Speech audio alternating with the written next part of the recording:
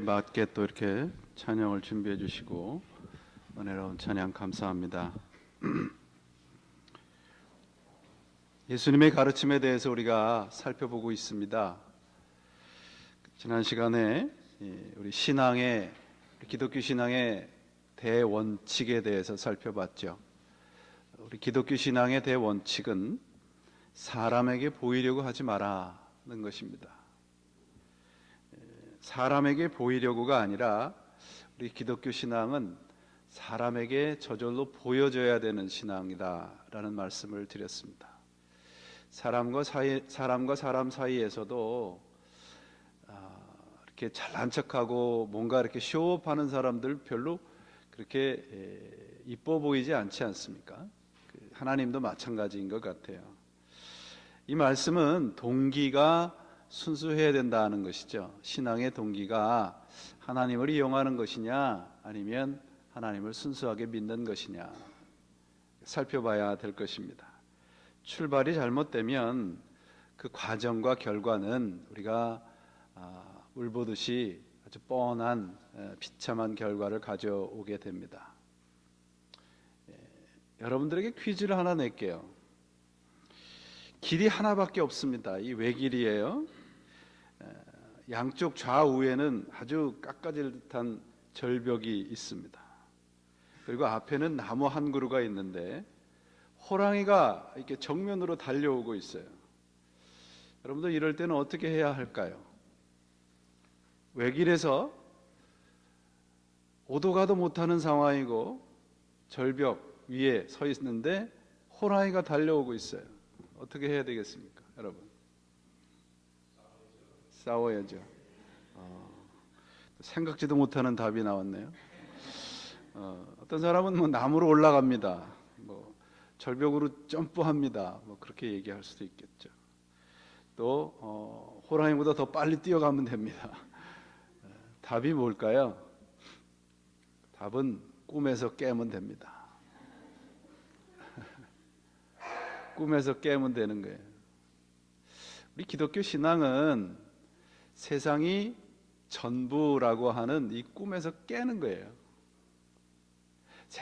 이 세상에서 우리가 살아가는 것이 우리가 누리는 축복의 전부라는 그 헛꿈에서 깨어나게 만들어주는 것이 우리의 신앙입니다.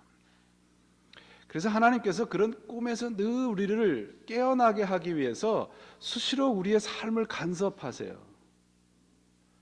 어디 한 군데 안주하게 내버려 두시지 않는다 그 말이에요. 여러분들 구약을 한번 살펴보세요. 구약을 보시면 하나님께서 이스라엘 백성을 택하셔서 가장 먼저 하신 말씀이 뭐예요? 떠나라예요. 아브라함을 선택해서 떠나라 그랬습니다. 아브라함이 자기 자손들과 또 나중에 후손들을 다 데리고 이제 떠나서 어느 정도 유랑 생활을 하게 됩니다. 그랬더니 이스라엘 민족들이 그 방랑 생활과 유랑 생활에 익숙해져 있었어요.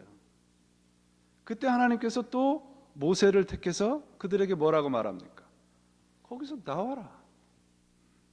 노예 생활이 익숙해져 있었습니다. 거기서 나와라 그래요.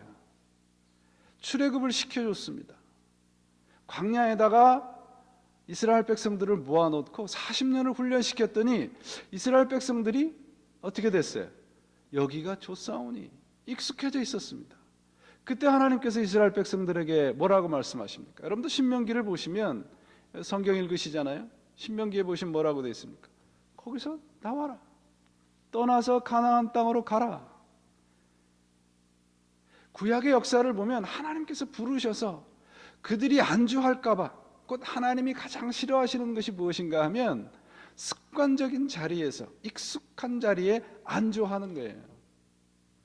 왜냐하면 습관적으로 익숙해져 있어서 편안해지면 사람은 다른 생각을 하게 됩니다. 우리가 익숙하고 편안하게 된 것을 습관이라고 말을 하지 않습니까? 신앙은 바로 이 익숙하고 습관적인 것에서 벗어나는 거예요. 자꾸 새로운 것에 도전을 받는 것입니다. 왜냐하면 이런 습관적인 삶은 현실적으로 안주하려는 삶은 우리의 영혼을 부패시키기 때문에 그렇습니다. 믿음을 갖고, 저는 믿음을 삶의 방향이라고 봐요. 우리가 세상에서 하나님을 믿지 않고 예수 그리스도를 믿지 않을 땐 내가 방향을 결정하고 그것으로 갔습니다. 예수님을 믿은 후에는 예수님께서 설정해 주신 방향이 있잖아요. 믿음은 바로 그 방향입니다.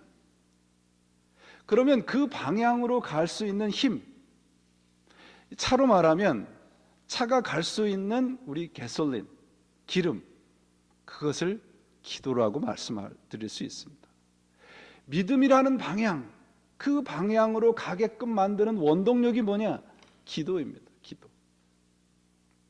기도 없이는 하나님이 원하는 방향으로 우리가 갈 수가 없어요. 제가 말씀드리는 기도는 올바른 기도를 얘기를 합니다. 여러분, 기도는 우리 기독교에만 있는 겁니까? 아니잖아요. 다른 종교에도 다 기도라고 하는 형태가 좀 모양은 다르지만 다 갖고 있습니다.